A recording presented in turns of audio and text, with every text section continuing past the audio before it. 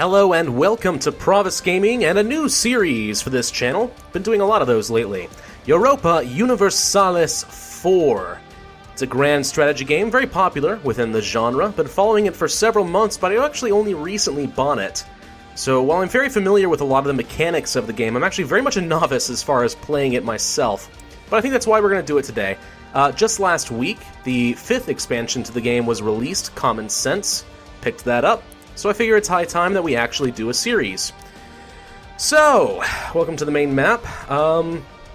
What is Europa Universalis for? Well, I mean, like I said, it's grand strategy. You pretty much take control of a country, and through diplomacy and conquest and trade and other means, you kind of gradually envelop most of the world. But it's not strictly a conquest game. You could rise to the top through other legitimate means. Playing the politics game and royal marriages, for example, to inherit a kingdom, or perhaps just becoming a trade power and colonizing the new world, and, becoming a superpower in that way. There's a lot of different ways of playing the game, a lot of valid strategies, so who are we going to play for such a large and complicated game? Well, a lot of people play some of the big boys like the Ottomans and Castile or France, Austria, England, and you could do things like that. And that's fair, I suppose, but personally, I find it kind of boring to play some of the big boys. And even though I am a novice at this game, I don't mind if I start on a really difficult country, so we're gonna pick Scotland. Why Scotland? I don't know. For some reason, it just sort of stuck out in my head as kind of a cool idea. I want to play as Scotland. Let's do it. So that's what we're gonna do. Scotland, independent nation. You can imagine they are kind of obsessed with England to the south because England is a much larger and stronger neighbor that will eventually try to take over Scotland. And somehow, as Scotland, I'm going to have to survive and beat back England. I'm not strictly sure how that's going to work, but we'll see. One of the benefits of starting off as Scotland, as you can actually see, we start off as being guaranteed by France. That is to say that France has basically guaranteed to the entire world that we shall remain an independent nation, and if England dares to try and take us over, France will get involved. Are they actually going to do that? I don't know. It probably is going to depend a lot on how we play our diplomacy. But we'll see.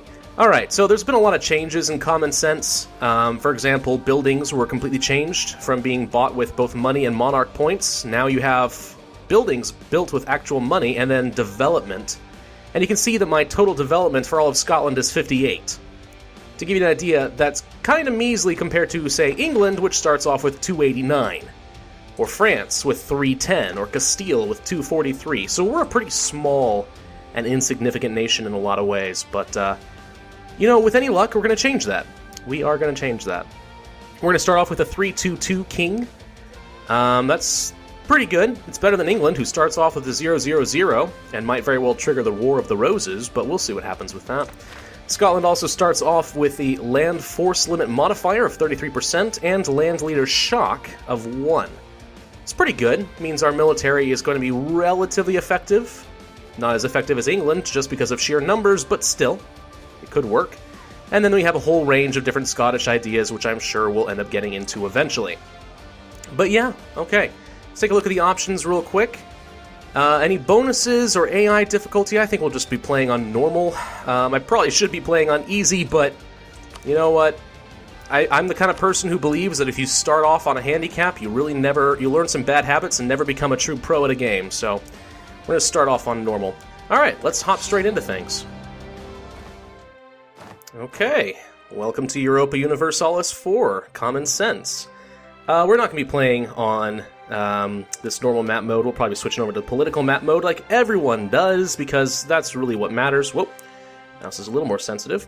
I've only played this game a couple of times. I've tried it, and I've had very poor success, I should say. I mean, I've technically survived, but properly wrecked my country usually within the first few years, so am I going to do any better with Scotland? Probably not.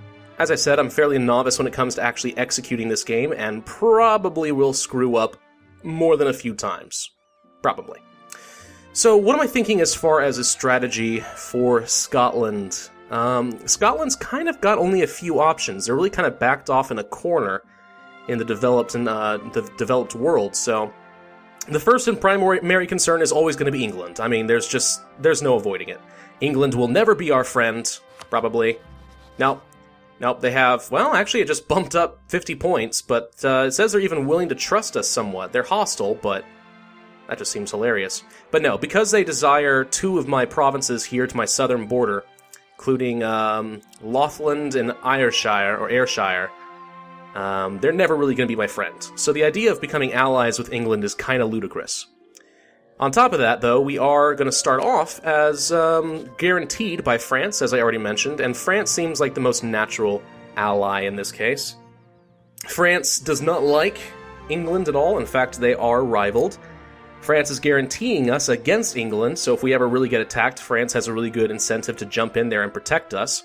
France is going to be trying to take these provinces away from England, so they already have a good reason to stay at war with England. So basically, they become our natural allies against England.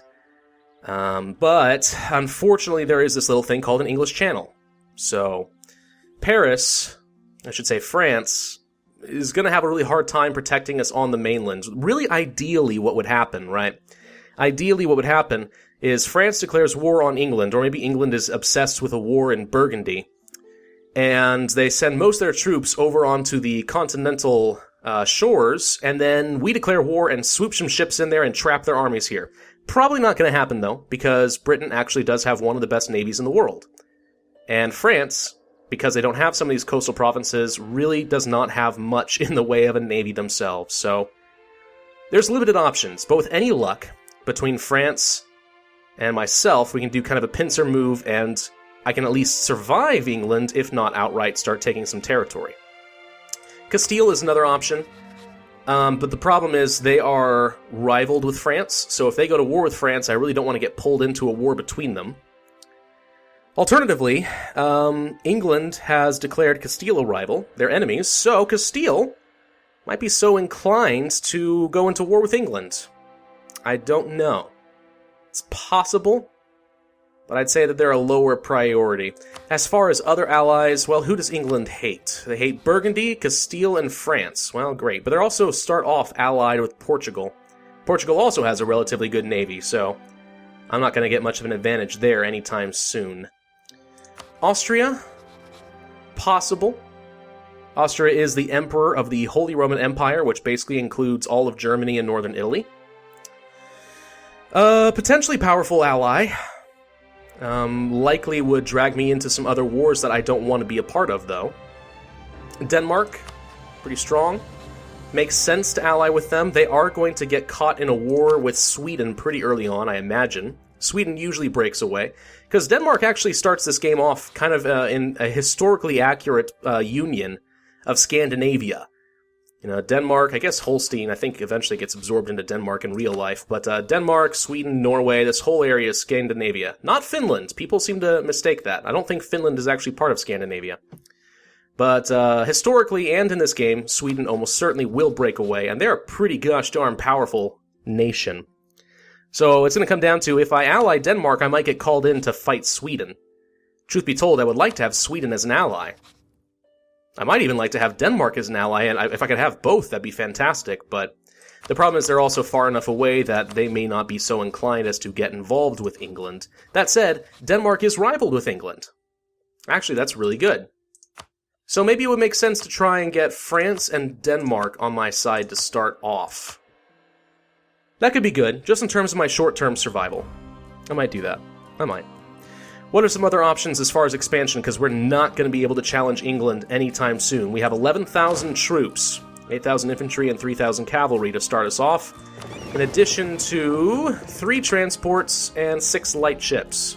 Actually, I'm going to go ahead and send these guys to protect trade and get some trade power right now. So yeah, but England is going to start off with, like, what, on the order of 38,000? Let's take a quick look-see. Armies... England. There they are. 26,000 troops compared to my 11,000. They also have 22,000 manpower, I have 11,000. So they are double my power and then some. So there's no fighting England anytime soon. That pretty much leaves only 2 options.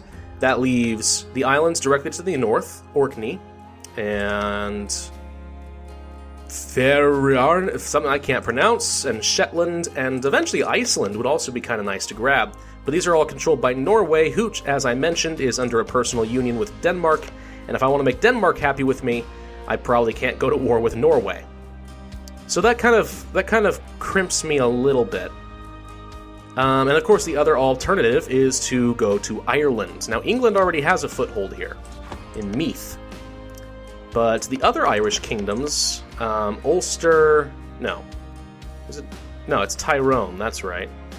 Tyrone, Connaught, Munster, and Leinster are all separate Irish nations, and England will undoubtedly try to either conquer or diplomatically vassalize some of these guys. So me moving quickly is kind of going to be key to victory here. I would like to grab Ulster, to be honest. Ulster would be very nice because they have a straight crossing, and I don't need ships to transport between there. If I took Ulster, that means I have some pretty good, hopefully unimpeded, transportation between Ireland and Scotland. But I'll probably want an ally if I'm going to do something like that. Connaught probably would make the most sense.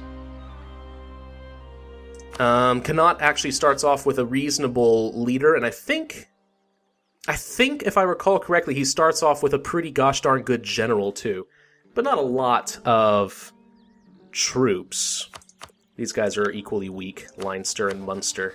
Not to be confused with Munster, Germany, I believe, but Tyrone would also make a potentially useful ally, so maybe I want to do that, you know? Maybe I do.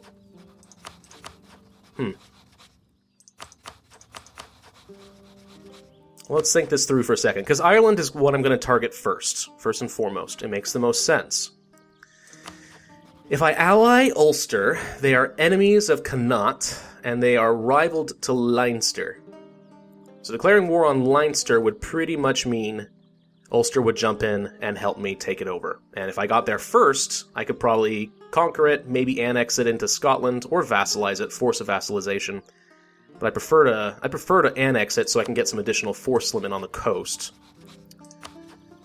Connaught has rivaled Tyrone.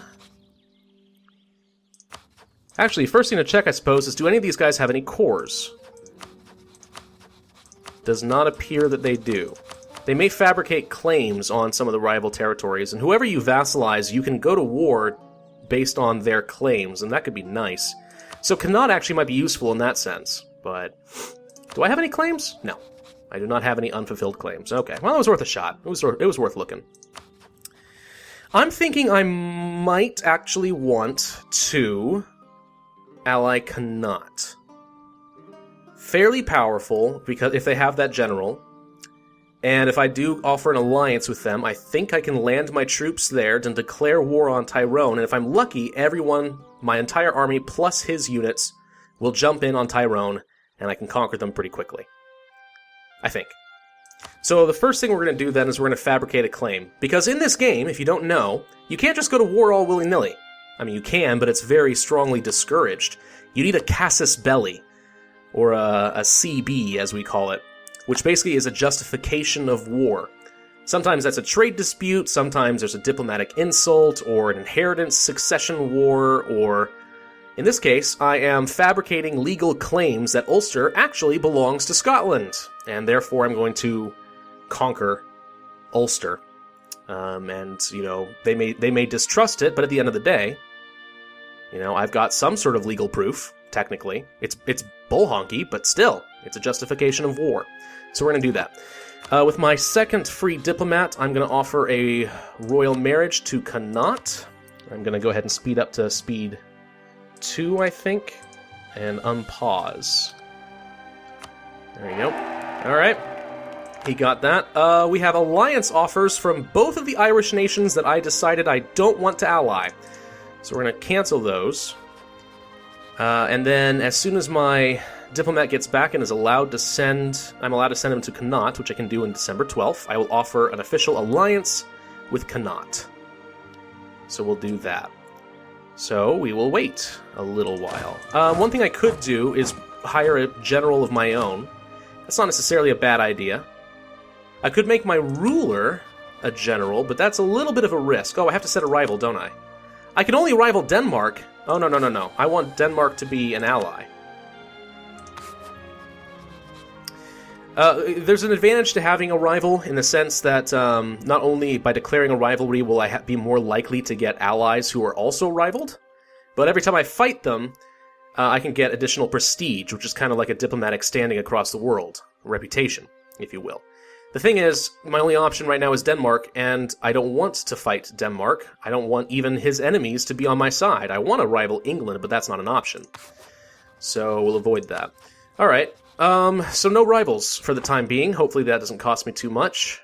I have free advisors slots, which I could use if I wanted to get, say, some additional points. National unrest, prestige, better relations over time, trade efficiency, diplomatic reputation would be good. These are all very cheap, and they get you additional monarch points every month, which is valuable. Let there be no doubt. That is actually very valuable to have, but... see, this would be really tempting if you weren't so expensive. Ducats, by the way, is your main currency in this game. But he's expensive to buy and maintain. I don't even think I'm making 4 ducats a month. Nope. In fact, I'm losing a ducat a month. So that's a problem. But I'm not going to lower maintenance because my morale would go down, and I'm hoping to declare war relatively soon. I'm actually going to go ahead and send my transports around to Ayrshire. Ayrshire? I don't know how that's pronounced. Disputed successions, don't care. Missions! Now you can see here we actually have a few different missions in our national decisions. For example, form Britain. You can actually do that as Scotland. You don't have to be England. The difference is you have to, like, control England. You have to vassalize them, which means I have to whittle them down until they're very small. And then I could form a Scottish version of Great Britain. That's not going to happen anytime soon. I don't want any of these. There's a few different little things you could decide based on what kind of advisors you have. I don't care about that. What are these? Improve our prestige to 50? That's not going to happen anytime soon. The Papal State? Wouldn't be bad. Advance the frontier. Lease one province in Northumbria. This is Northumberland. So this territory right here. So in order to complete that mission, I would have to declare war on England.